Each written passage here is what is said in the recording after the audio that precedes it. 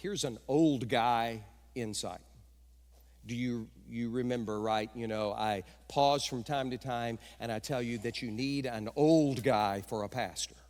And the reason you need an old guy because of how beat up we've been, and we can show you that you can survive it, right? But more than that, here's an old guy insight. There's a reason that God doesn't show you your life in any detail for the future.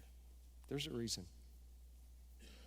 Because if you could see all the hard things that are coming throughout your life, you would live in total despair. But as a Christ follower, when you have gone through them and you turn back and you look at them, you are floored and surprised, and actually you have a sense of gratitude of look at what God did in me through those, and look at the strength He gave me that I never realized that I had, and look at the power that flowed into my life, and I never even realized it was power flowing into my life.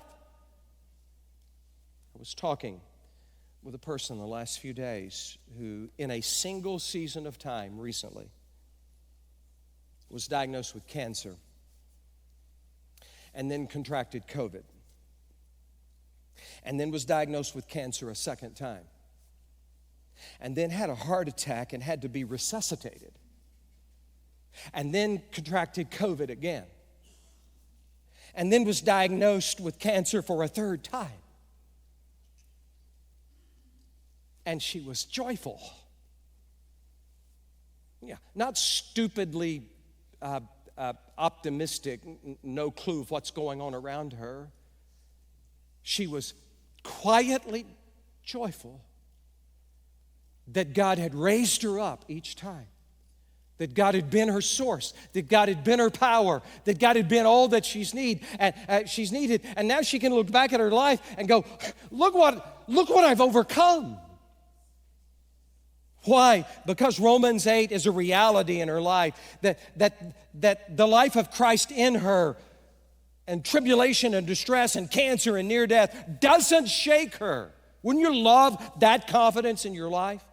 She lives it out. She lives out the exchange that He has given you the power to overcome any hard thing. Live that out.